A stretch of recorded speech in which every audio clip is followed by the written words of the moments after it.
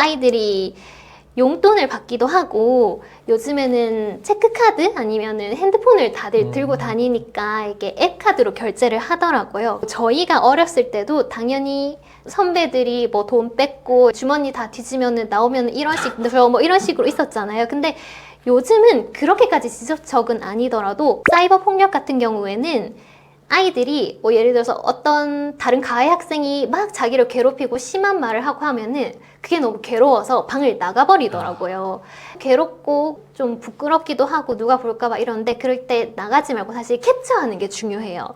어떤 행동이 학교 폭력인지 아닌지를 볼 때는 고의성, 심각성, 지속성 뭐 요런 게 이 학교 폭력 점수를 매기는 거거든요. 그다음에 뭐 반성 정도, 화해 정도 해서 이거를 점수를 매겨서 조치 처분을 받는 거긴 한데 뭐 그거는 이제 좀 차치하더라도 이게 어떤 행동이 폭력인지 아니면 친구들 간의 장난인지 요거를 판단하는데 중요한 거는 의도가 어떤 의도였는지예요. 네, 이혜은 변호사님과 계속 이야기 나누도록 하겠습니다. 학교 폭력의 종류에 대해서 좀 궁금한데요. 어떤 종류가 있고 또 그것별로 어떤 특징이 있을까요? 학교 폭력이 어떤 것인지는 학교 폭력 예방법 제2조의 정의 규정이 나와 있어요. 그래서 이 정의 규정을 보시면 따돌림 아니면 명예훼손, 모욕, 뭐 공갈, 폭력, 상해 뭐 이렇게 쭉쭉쭉쭉 이게 단어별로 나와 있는데요. 근데 유형이 뭔지는 사실 좀 잘 모르실 수 있어서 제가 유형별로 조금 말씀을 드리자면은 첫 번째는 관계적 폭력이에요. 그래서 사실은 이 학교폭력 예방법이 제정된 이유이기도 하죠. 이게 왕따 사건을 좀 막기 위해서 이 왕따는 그 법적으로 처벌되기도 애매하니까 그래서 이런 은연중에 그 따돌림, 은따라든지 왕따는 2명 이상의 아이들이 심리적으로 그리고 신체적으로 아이들을 계속해서 반복해서 괴롭히는 행위를 말해요. 관계적 폭력 같은 경우는 굉장히 힘든 게 어떻게 보면은 다른 신체적 폭력, 언어적 폭력보다 제일 아이들은 괴로운 사건이잖아요. 그런데 증거가 없어요. 사실 왕따가 그렇잖아요. 그냥 여러 아이들이 같이 다니는데 갑자기 얘만 떼놓고 자기들이 간다든지 아니면은 걔만 모르게 그냥 뭔가를 한다든지 뭐 어디 가야 되는데 얘는 말을 안 한다든지 그 가해 아이들한테 왜 그랬어 물어보면은 저희는 진짜 몰라서 그랬는데 하면서 걔가 예민해요 뭐 요렇게 말을 하긴 해요. 그래서 실제로 학폭 사건도 보면은 피해 아이 한 명이 뭐 반 전체를 신고를 한다든지 뭐 한 10명, 20명 이렇게 아이를 신고를 하는데 직접적인 증거가 없어서 학폭위원들도 굉장히 판단하기 힘들어요. 만약에 우리 아이가 관계적 폭력을 따돌림을 당하고 있다라고 하면은 일기를 써서 그때 내 기분, 감정, 그 다음에 사소한 행동 하나하나를 기록해 놓는 게 중요해요.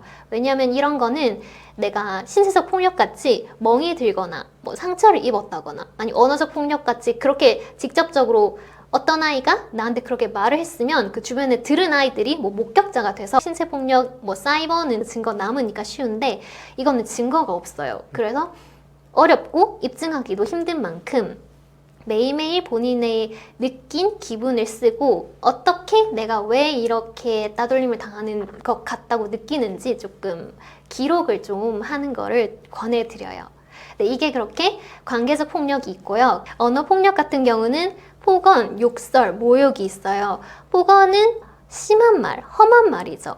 강압적인 어조, 그 다음에 무서운 표정으로 뭐 말을 했을 때 폭언이 되고 욕설 같은 경우는 우리가 많이 흔히들 아는 뭐 쓰는 그런 용어들 심각한 그런 말들이 있어서 누구나 듣기에 좀 거북하고 이렇게 좀 들었을 때 기분이 나쁜 그런 어조를 또 말하고 모욕 같은 경우 명예훼손 같은 경우는 그냥 나는 가만히 있는데 괜히 야 쟤 이상해 뭐 이라든지 뭐 이상한 소문을 내거나 막 쟤가 뭐 그랬다라든지 내가 조그만 행동을 했을 때 이거를 막 이상한 방향으로 크게 부풀린다든지 아니면 없는 사실을 거짓된 거를 이거를 걔가 그랬다라고 이렇게 말을 한다든지 그런 식으로 말하는 것을 언어폭력이라고 합니다. 다음은 사이버 폭력이 있는데 사이버 폭력은 언어 폭력이 우리가 일상 생활하고 있는 공간에서 일어나는 폭력이라면 사이버 폭력은 그게 그냥 사이버 공간에서 네. 그대로 그냥 일어나고 있다고 하는 거죠. 뭐 SNS를 하는데 요즘 고학년 학생들은 인스타를 하고 저학년 학생들은 뭐 인스타가 이제 좀 금지가 돼서 뭐 주로 카톡을 많이 하더라고요. 뭐 그런 거를 하면서 서로 카톡 방을 만들어서 그 애만 빼고 뭐 만든다든지 아니면 그 애를 불러서 만든다든지 뭐 사이버 불링 뭐 이런 것까지 다 포함이 되는 거고요. 그 다음에는 또 신체 폭력이 있어요. 요거는 모두 다 아시겠지만 뭐 흔히 말하는 때리는 거죠. 학교 폭력 예방법에는 폭행 또는 상해라고 해요. 뭐 이 둘의 차이점을 법리적으로 말씀드리면 폭행은 그냥 때리는 거고 상해는 멍이 들거나 이게 심각하게 혈흔이 나든지 뭐 표상을 입었을 때 그럴 거를 상해라고 얘기를 해요. 그래서 이 신체 폭력 같은 경우는 내가 실질적으로 몸에 가해를 받기 때문에 만약에 이런 신체 폭력을 받았다면은 그 즉시 병원에 가서 진단서를 발급받는 게 또 중요해요.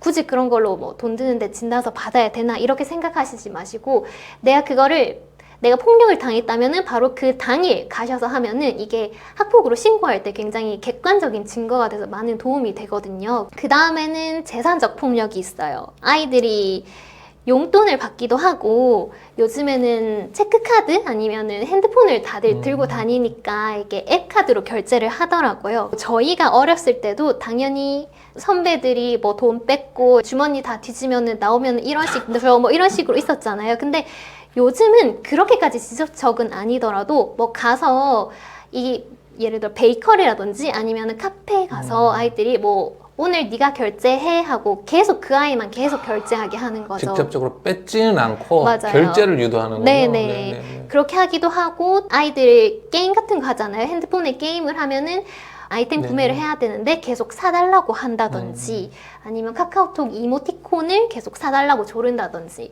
그런 거는 굉장히 금액이 1,000원, 2,000원 작아서 이 정도는 괜찮겠지라고 생각을 하실 수도 있는데 내가 싫은데 누군가가 계속 그걸 나한테 달라고 강요를 한다. 그러면은 이것도 폭력입니다.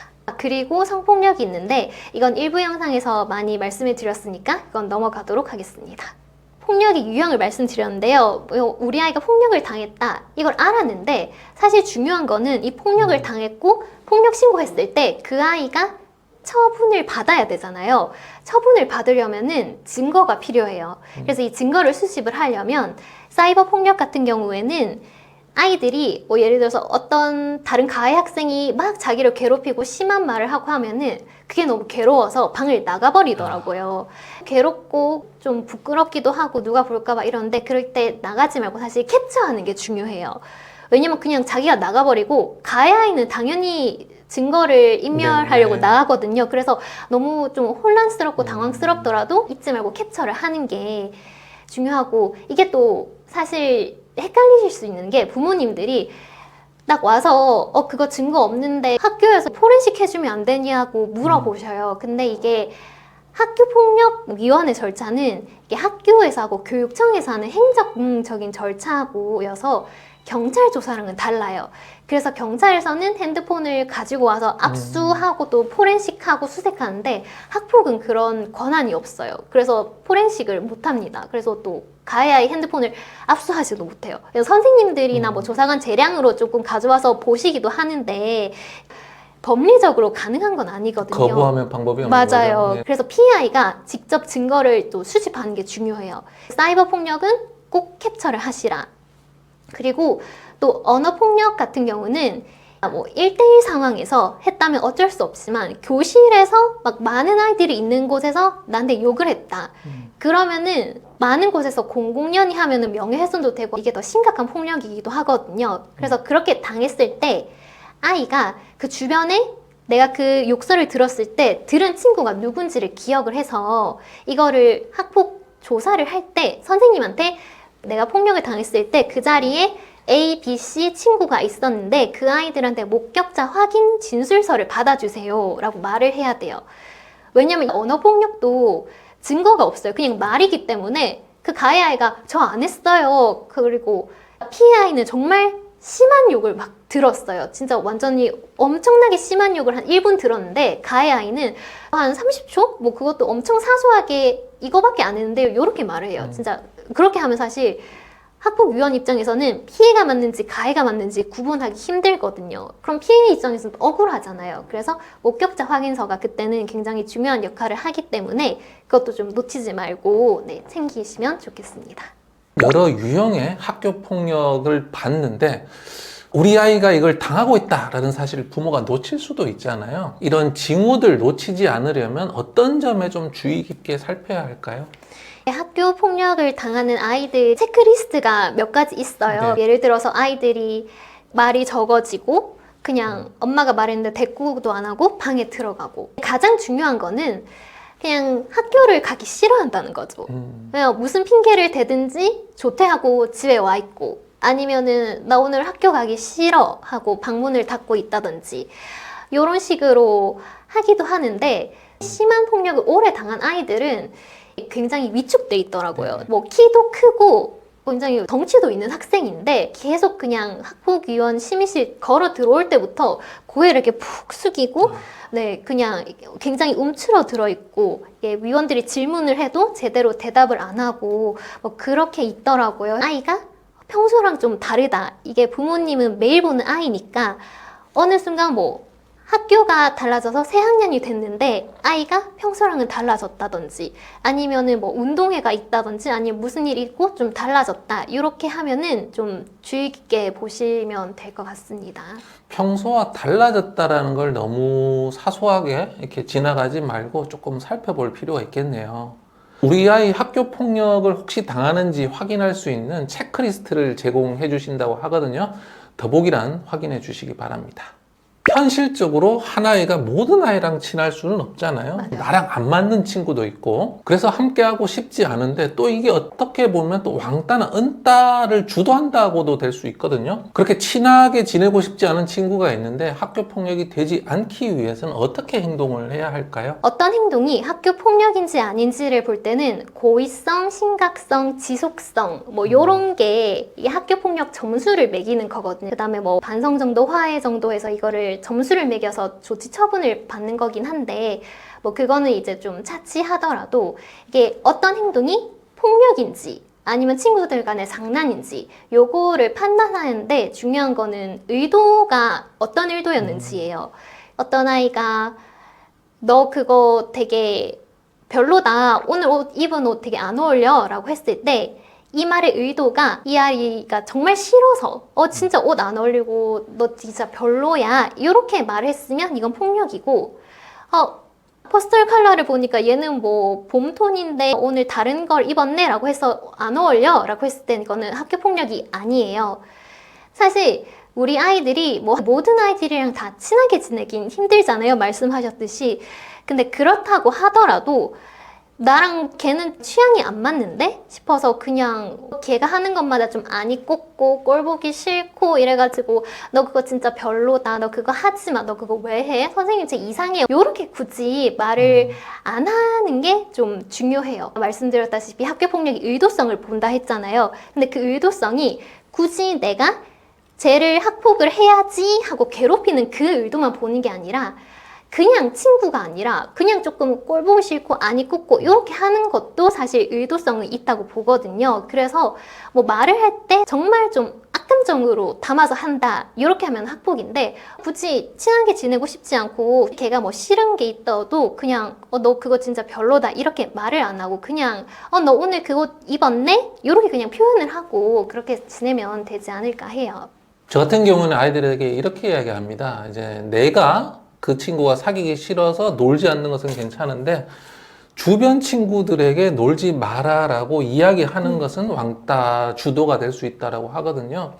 그래서 당연히 반에서 20명이 있는데 나랑 결이 맞는 친구, 안 맞는 친구가 있어요. 그래서 다 친하게 지낼 수 없는 게 자연스럽습니다. 하지만 절대로 다른 친구한테 쟤랑 놀면 안 돼. 쟤가 뭐가 이상하다. 이런 식으로 이야기를 해서는 안 된다는 거 꼭 알려주셨으면 좋겠습니다. 그런 상황이 없어야 하겠지만 만약 우리 아이가 가해자가 되었다. 그럼 부모 굉장히 좀 당황스러울 텐데 이럴 때 어떻게 행동하는 게 좋을까요? 사실 가해 학생으로 학폭 신고가 됐다. 이게 학교에 연락을 받았을 때 확인을 몇 가지 하라고 말씀을 드려요. 물론 우리 아이가 정말 잘못했고 피해 아이의 말이 다 말일 수도 있는데 요즘은 피해 아이가 조금만 피해를 입어도 그 아이가 평소에 좀 싫었다. 나랑 싫었는데 뭐 하나 꼬투리 잡아서 잘 됐다. 이렇게 해서 좀 과장되게 신고를 하는 경우도 있어요.